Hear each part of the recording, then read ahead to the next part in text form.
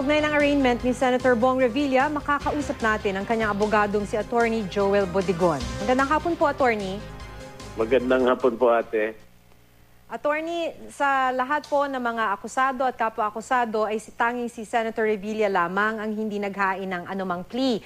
Bakit nga po? Pwede niyo po maipaliwanag? Hindi siya nag-hain ng plea, sa kadahilanan meron kami mga pending incidents na kung nag-enter siya ng plea, magiging moot and academic. Kaya hindi niyo ho, parang sinasabi niyo ho na hindi pa dapat Hindi dapat. In fact, ang sinabi niya, I refuse to enter a plea. Okay. At pinayagan naman ng husgado yun. Kaya kapag yun ang situation, under the rules of court, ang nangyayari, ang husgado nag-enter ng plea of not guilty sa akusado. Attorney, kanina po ay binasura ng First Division yung motion ng Office of the Special Prosecutors. Dun sa yung motion nila to amend the criminal information. So, naibasura na po to pero nabanggit nyo kanina na gagamitin nyo pa rin siyang ebidensya. Bakit po? Kasi, ang ganyan kasing, ano mang sinusumiti mo sa husgado, kung kayo isang party sa kaso, yan ay nagiging parang admission mo yan, o deklarasyon mo yan sa husgado. At yan ay hindi mo pwedeng bawiin hanggat may prueba mo na yan ay committed through palpable mistake.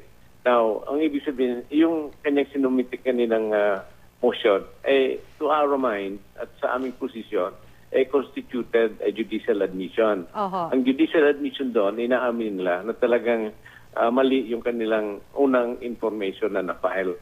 Kaya gusto lang i-correct. Opo. Kaya po kanina sinasabi ninyo sa korte na dapat ho pakawalan na po si Senator Revilla. Yun na nga po. Kasi yung kanilang motion, kino-confirm nila yung aming motion for judicial determination of probable cause na talagang walang kaso laban kay Senator Bong Revilla.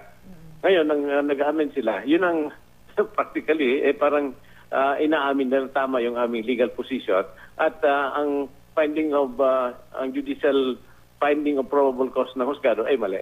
Okay. So sa ngayon po, may balita na po ba kayo tungkol sa mga petisyon nyo na inihain sa Korte Suprema? Wala pa. Inaantay namin. Ang aming huling balita, ito'y na-take up nung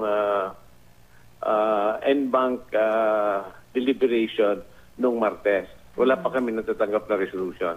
At sa July 10 po, yung petition for bail naman po, sa Sandigan Bayan, Didinggin. Opo. Yung magiging mangyayari doon, for every Thursday, starting July 10, hanggang matapos, magpipresent ng ebidensya ang prosecution, isabihin ilalahad nilang kanilang baraha at kanilang dapat patunayan na malakas ang ebidensya nila laban kay Senator Bong Revilla. Kung hindi, gagawin ng husgado, papayagan na mag-bail si Senator Bong Revilla. Okay, maraming salamat po sa inyo, Attorney Bodigon.